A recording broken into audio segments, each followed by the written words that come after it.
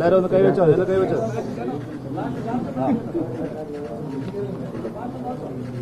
മുരളിന്റെ കൈ എത്തുന്നില്ല, മുരളിയുടെ കൈ എത്തില്ല. റൈറ്റ്.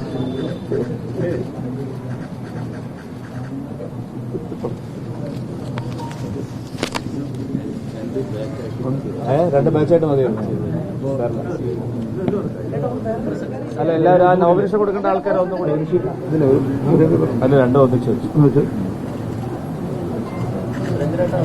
എന്താണ് രാജുജി?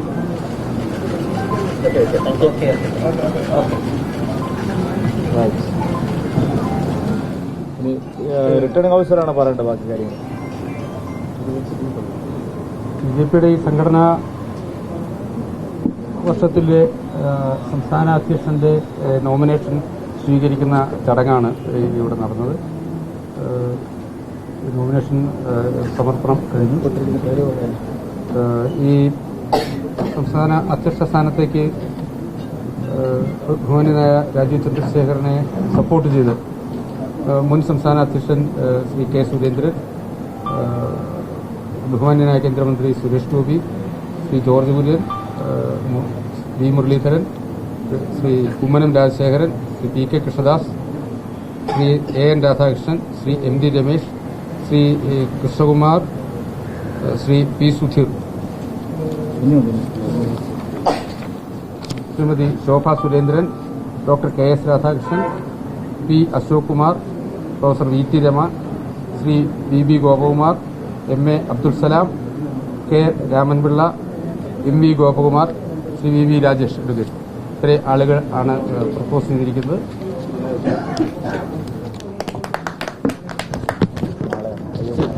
നാളെ 11 മണിക്ക് ഉള്ള മഹാസമ്മേളനത്തിൽ വെച്ച് സംസ്ഥാനത്തെ ഭരണാധികാരി പ്രഹ്ലാദ് ജോഷി, കേന്ദ്രമന്ത്രി പ്രഹ്ലാദ് ജോഷി ഔദ്യോഗികമായി തെരഞ്ഞെടുപ്പിന്റെ ഫലം പ്രഖ്യാപിക്കും. നാഷണൽ കൌൺസിലേക്കുള്ള ആൾക്കാരുടെ 30 ദേശീയ സമിതിയിലേക്ക് കേരളത്തിൽ നിന്ന് 30 പേരെ ആണ് ഉദ്ദേശിച്ചിരിക്കുന്നത്. 30 പേരുടെ നോമിനേഷൻ.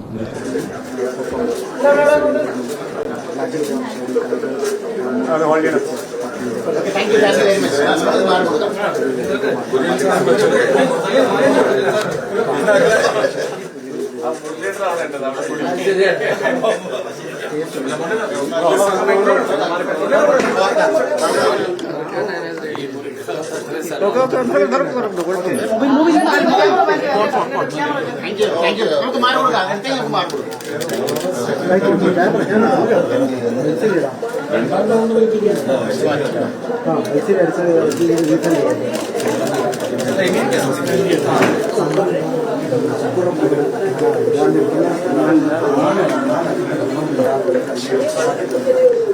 you.